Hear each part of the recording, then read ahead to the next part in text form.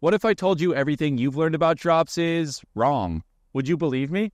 Welcome back to Joy of Bike. I'm Mike, and in this video, I'm joined by Chase Willie to bring you the ultimate guide on how to drop.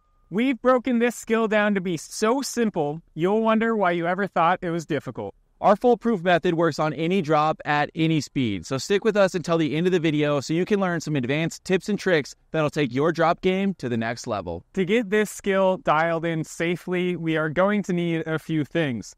First off, your bike of choice. We have mountain bikes today, although this skill can be applied to literally any form of bicycle. Next up, we want to make sure we have a helmet to do this safely.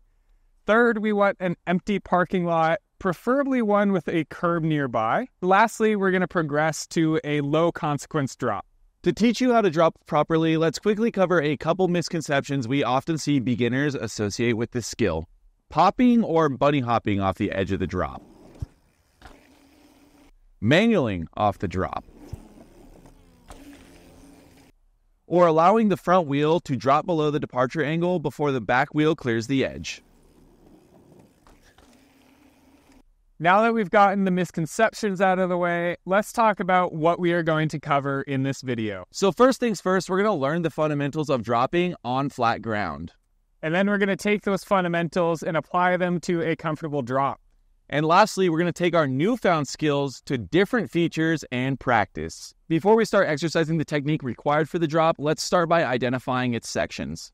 This is the deck. It's the flat or relatively flat surface that we ride off of. Keep in mind as we start riding more advanced drops that the departure angle of the deck may change. However, our body position will stay exactly the same, but more on that soon. The drop is identified by a quick elevation change between the deck and the landing.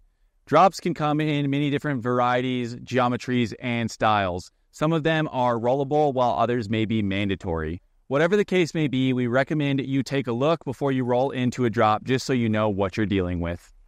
And lastly, we have the landing. This is where we're going to touch down after being in the air. This zone is critical for a smooth transition from the air back down to the ground. Now, depending on your drop, your landing may be steep or it may be relatively flat.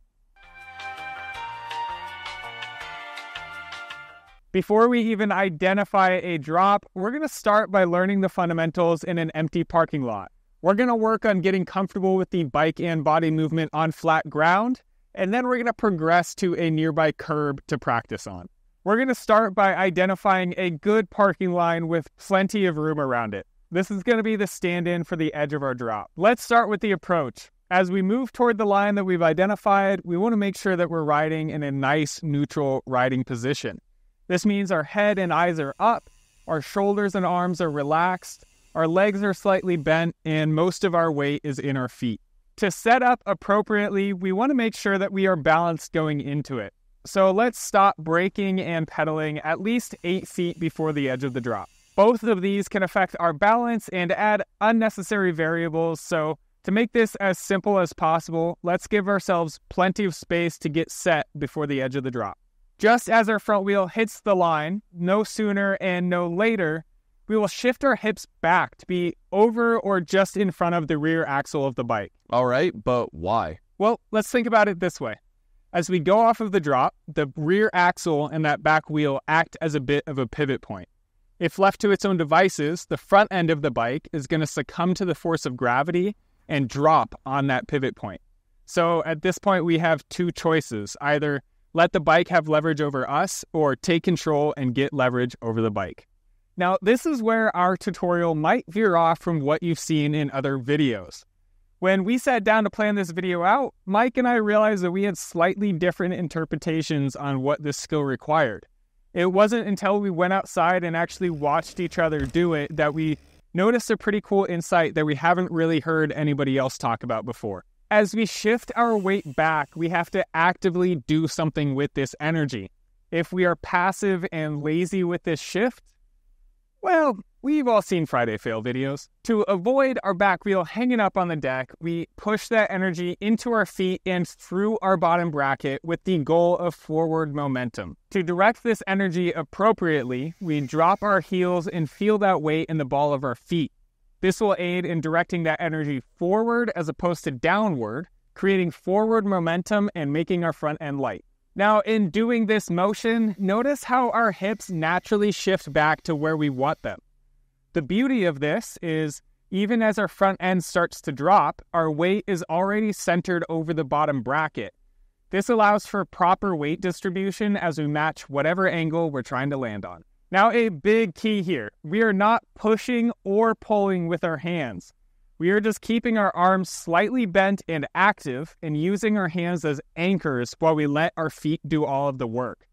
If you've been with us for a while through our other tutorials, you might notice that this is a bit of a theme no matter what bike skill we're covering. One of the common misconceptions that we mentioned at the beginning of the video was that we didn't want to manual off the drop. Although what we're doing here may be reminiscent of a manual, it is not a manual whatsoever. All we're doing is taking control of the bike as we roll off the edge of the drop. Now, something to take note of when we're manualing is that our weight is much further back over that rear axle and lower to the ground. As we're approaching a drop, we're just briefly shifting our weight back over that rear axle. This is going to allow our front end to match the trajectory of the departure angle. After we've done some reps on the flat in the parking lot, we're going to identify a curb to start simulating an actual drop. Technique is exactly the same here. This bit will help us identify timing and force paired with various speeds. The goal here with the force and timing is to allow our front end to remain parallel with the departure angle of the deck. We want it to stay parallel for a wheelbase length until our back end exits the deck as well. Like most things when we're learning new skills or just riding in general, speed plays a big factor. Going a little bit quicker at drops is going to make this technique, especially while learning, a lot easier. And here's why. Going faster is effectively going to shorten that wheelbase length. When it comes to dropping, this essentially means more speed equals less effort. For this example, we're going to approach the curb drop at 3 different speeds, and we're going to notice something a little bit different on each one. For the slow drop, you're going to notice how much more my body is moving around to keep that front wheel parallel as I drop off the edge of the drop. For the second example, I'm going a medium speed, and you're going to notice a little less effort than on the first example. And for the third example, you'll notice I'm approaching with quite a bit more speed. I'm still putting energy down through my feet, just less aggressively. Nice, dude. That looked great. How's it feel? Pretty good. I could use a little boost, though. Well, thankfully, today's video is brought to you by Traction Coffee Roasters. You can save 30% on your first order by shopping the link in the episode description down below. In your world, fun is the currency of effort. Enjoy pure, all-natural fuel to keep you moving forward, no matter the task. For the doers, the fun havers, the all-around go-getters, fuel your fun with Traction Coffee. After getting comfortable in the parking lot and on the curb, it's time for us to identify a comfortable drop. We've chosen this one for a few reasons. It's relatively low consequence, which means we can roll out of it without flipping our handlebars or bashing our sprocket. It's easy to practice on, and it's the same every single time. Now, if you don't have a bike park near you, no worries. Keep your eyes peeled out at your local trails or perhaps even out at a skate park. This is where it gets real. We've practiced the fundamentals, we've identified the drop, but now it's game time. However, this is a critical juncture, and we need to be sure not to let ego get in the way. If we're not feeling comfortable with this drop, it's time to back out. Never hesitate to go back to the parking lot and get a little bit more practice off the curb. Once we're feeling good and ready, we need to approach the drop with confidence and commitment to ensure success. On approach, we want to make sure we're rolling with adequate speed and that we're not braking anywhere near the drop deck. As we approach the edge of the drop deck, we are going to drive energy through our feet, which will result in our hips shifting back. Now remember, the relationship between speed and energy we put into the drop is going to vary from drop to drop. If you're not confident in this relationship, make sure you're sticking to the smaller drops until you get this dialed. As our back wheel clears the deck of the drop, we need to start preparing for the landing. If you're exercising proper technique, you'll find yourself centered over the bottom bracket, which will help your bike naturally arc into the landing area. Now, a quick note. If you are lacking some confidence or feel like you're landing a little bit sketchy, it's always good to check in and see where you've been looking. As we're approaching the edge of the drop, we want to already be looking ahead at our landing, not focused on the edge of the drop. Our peripheral vision should take care of that timing, while our central vision can let us know how to appropriately adjust for the landing. Now that we learned how to approach a drop, drive energy through our feet to create forward momentum and shift our hips back, let's start to apply this to various drops to get comfortable with this skill regardless of the terrain. Although glamorous, big drops shouldn't be your only ambition. In fact, it's going to be pretty rare that you're going to stumble upon them while out riding on your local trails. So let's cover the varying decks we may encounter out there in the wild. The most common that you're going to find is going to be something just like this, which is a flat deck. Another type of drop that we may encounter out there in the wild is something like this with a downward angled deck. And lastly, we have a upward angled deck. This is something that can also be considered a step down depending on the radius of the lip and the steepness of the landing. Speaking of landings, there are a few different landings that we might encounter paired with those decks. The first is a flat landing. Now, these generally don't feel good, but in order to smooth out the impact a little bit, we can aim to land with our back wheel first. This lets our legs, the strongest muscles in our body, absorb the brunt of that impact, followed by our front wheel and our arms. Ideally, the drops that we are riding will have a downward sloped landing. These will definitely be the smoothest types of landings, and to make it even smoother, we can aim to land a little bit front wheel first. This will help us stay more centered on the bike and set up for the next feature on the trail a little bit quicker.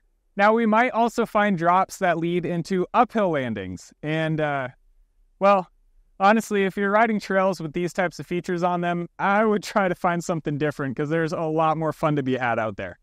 Trust me. And my wrists. Decks and landings can come in any variation of what we just covered. Thankfully, the drop skill that we just talked about will pair with any of those combinations. Now cue the joyride.